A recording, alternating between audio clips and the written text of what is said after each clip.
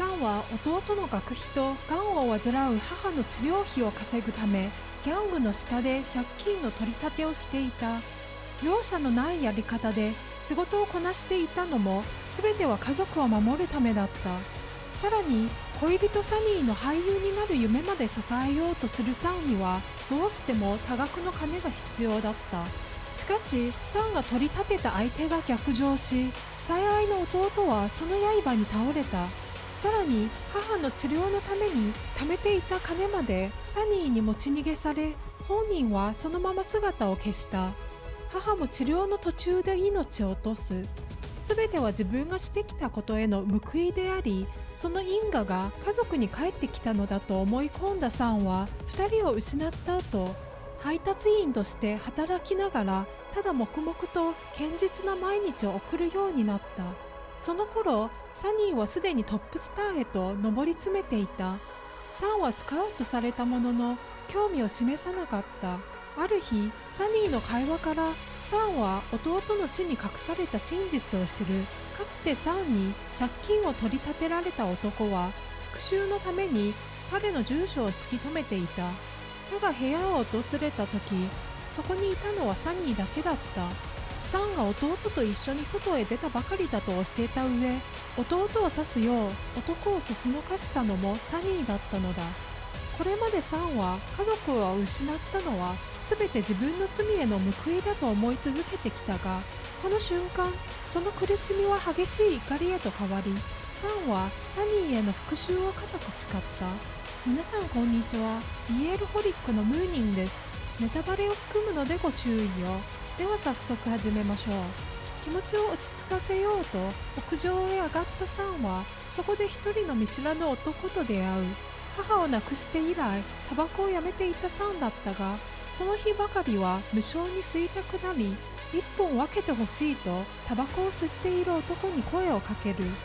返事がないため金を払ってもいいと付け加えると、男は吸いかけのタバコを投げ捨てそのまま立ち去ろうとした。その無礼な態度にサンも黙ってはいられない。今度はタバコ代のコインを男の足元へ投げ返すと、落ちていたタバコを拾い上げそのまま唇にくわえた。ついにサンは俳優としてのスカウトを受け入れ、サニーと同じ芸能事務所へ入る決意をする。その夜、サンは屋上で再びあの男と顔を合わせる。彼はこの事務所の財務を担う人物で、サンが自分の身分を知った上でわざと近づいてきたのだと勘違いし、容赦なくその顔を殴りつけた。だがサンが俳優を目指す本当の理由が復讐だと知った瞬間、男の目の色が変わった。サンの抱える激しい執念は見事に彼の興味を引いたのだ。翌日、サンは殴られた痕跡を残したままキャスティング会場へ向かった。演技を始める前から審査員たちの反応は冷たく、ほとんど不合格を言い渡されたも同然だった。だがサンは用意された台本をそのまま演じようとせず、これまで押し殺してきた怒りも痛みも飾ることなくむき出しにし、それすらも一つの演技へと変えてみせたのだ。台本通りに進めないサンを落とそうとした審査員のもとに一本の電話が入る。そしてサンには3ヶ月の使用期間が与えられることになった。一方、サニーは期待の新人が事務所に入ったとマネージャーから聞き、何としてでもこの業界から追い出すよう手下に命じていた。その会話をサンは物陰で息を潜めながら聞いていたが、最悪のタイミングで携帯が鳴り、サニーに気づかれてしまう。そこへ現れたのが屋上で出会ったあの男だった。とっさにサンをかばい、危機から救ってくれたものの、相変わらず口の悪さは変わらない。助けてほしいならそれなりの見返りが必要だ。そう言い残し、男は何事もなかったのようにその場を去っていった。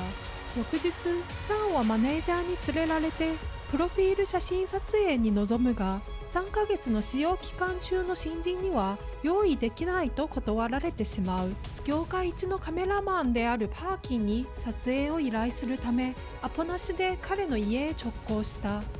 最初は新人の写真など撮らないと突き放したパーキンだったが、簡単には引き下がらないサンの反抗的な態度に興味をそそられる。そして突然服を脱ぐよう命じると、撮影を引き受ける代わりに自分の人体モデルになることが条件だと突きつけた。こうして撮影が始まるが、サンの表情はどこか硬く、感情を閉じ込めたままだった。そんな彼にパーキンは次々と言葉を投げかけ、心の奥に押し殺していた怒りや痛みを少しずつ表へ引き出していく。サン自身も気づいていなかった感情までレンズの前に引き出してしまうその力に、さすが業界一と呼ばれるカメラマンだと感心せずにはいられなかった。その夜、サンは男の経営するバーへ足を運んだ。そこで2人は初めて互いに名乗り合い、J という名前だと知る。借りた金をどう返すつもりなのかと問われると、サンは自分にはこの身以外に差し出せるものは何もないと答えた。その言葉を聞いた J は一気に息があふれそうなほど距離を詰める。だが実際 J はサンに何をするでもなく、ただ1台のタブレットを手渡し、中に入っている映画をすべて見ること、それが借金を返すために与えられた最初の課題だった。 J はすでに探偵を雇い、サンの過去も復讐の理由もすべてを調べ上げていた。まるでサンのことなら何でも知っていると言わんばかりの距離を詰め、入れたいと意味深に告げる。これ以上近づけば殺すとサンが睨みつけるが、 J が入れようとしていたのは SD カードだった。そこに残されていたのは、相手が誰であろうと自分の地位を脅かす者は消すよう何者かに命じるサニーの会話の録音だった。その後、サンは事務所の演技クラスへ参加するが、そこで早くも露骨ないじめを受ける。周囲の誰もがサニーに送り込まれた人間かもしれない。そう思うと、サンは一瞬たりとも気を緩めることができなかった。再び J のバーを訪れたサンは、そこで待っていたのは、またしても映画鑑賞と台本読みのトレーニングだった。明日も同じだけ宿題を用意していると告げた J は、不意打ちでサンの頬に素早くキスを落とす。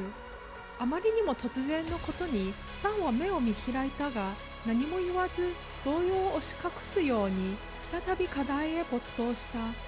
そして気づけばそのままソファーで眠りに落ちていた。眠っているサンを起こそうと J がそっと隣に腰を下ろす。だが気配を感じたサンはすぐに目を覚まし、反射的に身構えた。すると J は前置きなく、これまでボトムになったことはあるのかと単刀直入に問いかける。あまりにも唐突な質問に嫌そうな顔をしながらも、サンは普段は自分がトップだが一度だけボトムになったことがあるとしぶしぶ答えた。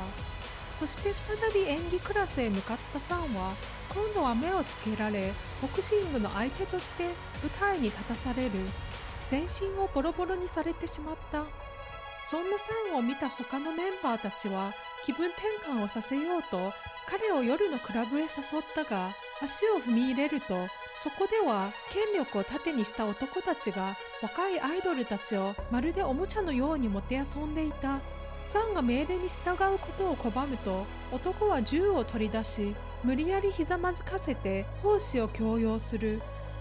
また次回お会いしましょう。ではでは。